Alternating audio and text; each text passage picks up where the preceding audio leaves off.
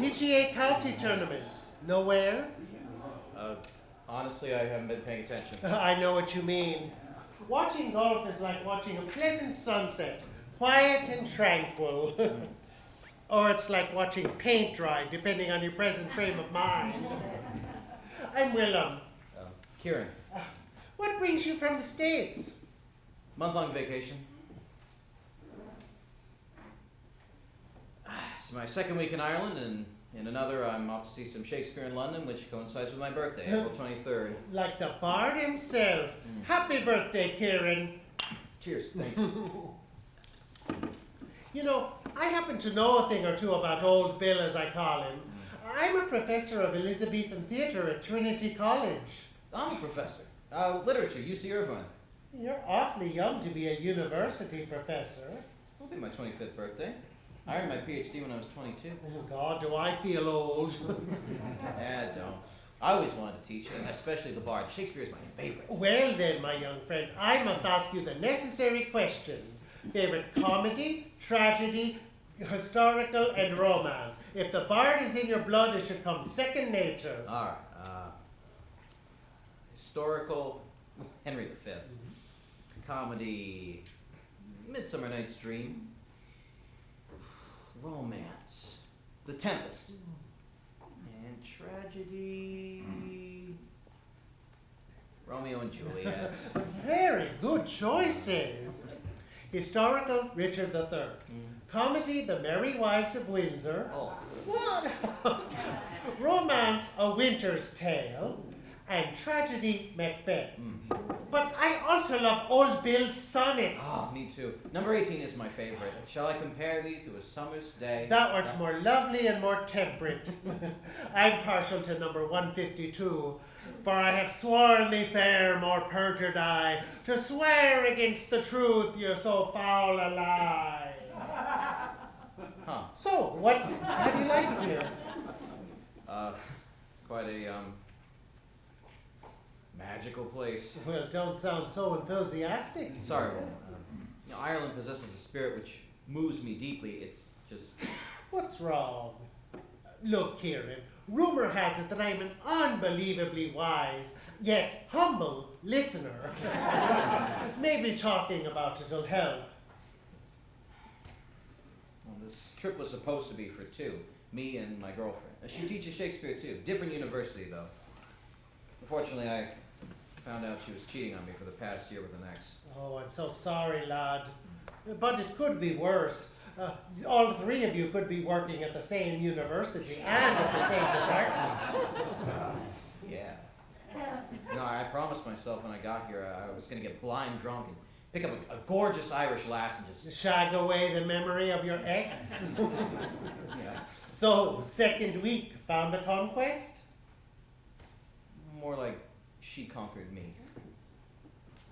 I was wandering around Dublin, lost on my first day, and I stopped this beautiful older blonde ass for directions. It turns out she used to be a travel agent. After a few minutes talking, she suggested being my unofficial tour guide for the week. Oh, well, there you go. Her name was April.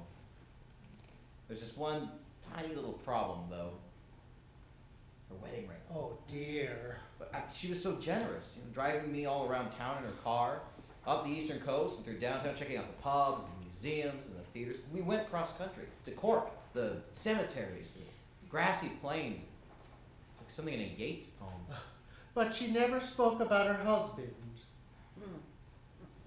Later in the week, I did share what happened with my girlfriend. Maybe too much, I suppose. She gave me a huge hug when the evening was over. The next day, she picked me up at my B&B, and we went to Phoenix Park for a picnic. And while we were sitting there talking and laughing, I noticed she wasn't wearing a ring. And she noticed that I noticed.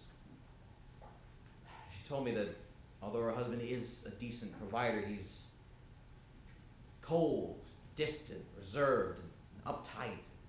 She tried to make it work by having a child, but she felt more alone in the marriage than she did being single. We were just sitting there, looking at each other, and suddenly we were kissing passionately underneath this giant billowing ash tree. Oh God, it was like something in a Jane Austen novel. spent the night together. Afterwards, when we were lying in each other's arms, I think she was happier in those moments than she was during the sex. After what she shared with you about her cold fish husband, I'm not surprised. And where was he this whole time? Father-son fishing trip. And in the morning, she kissed me and hinted about getting together that night, and I spent the whole day bathing in the afterglow. And then I got a call from her. She said her husband and her son were coming home early. Couldn't see me anymore. So, I said goodbye, good luck, and that was it. How do you feel now? You know, I haven't been cheated on myself. You'd think I'd be the last person to be the other man, but I was tired of being the victim. It felt good in the moment not to be the cuckold anymore. But now?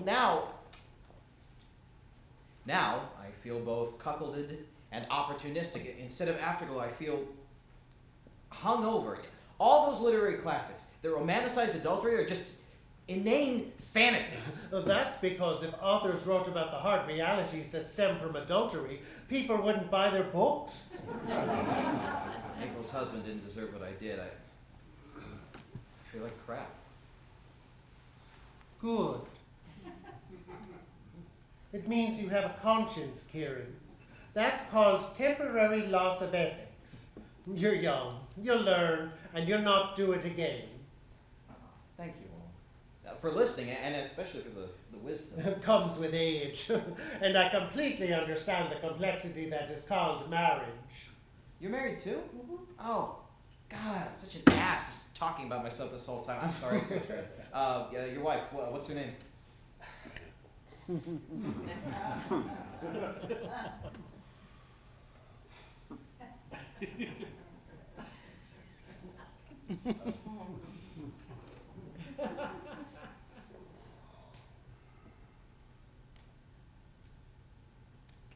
April was correct when she said I was reserved and uptight. I am a serious man who cherishes literature as a way of preserving our heritage and our humanity as a whole. But 20 years ago, I was looking for a special woman who possessed that unique brand of energy, that sense of adventure to match my logic and stability. I thought April was that person. But as years went by, April wanted more. We began to lead separate lives. It was I, not April, who wanted a child. But when Stephen was born, she couldn't work as a travel agent anymore and had to stop going to wild nightly parties with her girlfriends. She started attending academic soirees and galas with me at Trinity. 3 months ago, I heard a rumor that April and a colleague of mine in the same department were having an affair. Over the past 2 months, a private investigator discovered that my colleague wanted April to divorce me and marry him, which she vehemently refused. After all, I was tenure, and there was no way she would give up her comfortable lifestyle. They parted ways, and I thought I had April back. But when my son and I returned from our fishing trip, the investigator showed me pictures of you.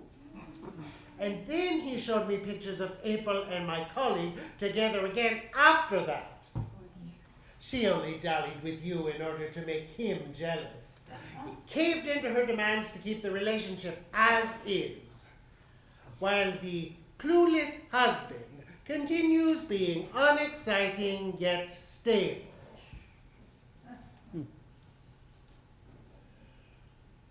I'm not angry with you, Kieran. I should thank you, actually, if it weren't for you. I do wonder, though, among the three of us, you, me, and my colleague, who is the true cuckold?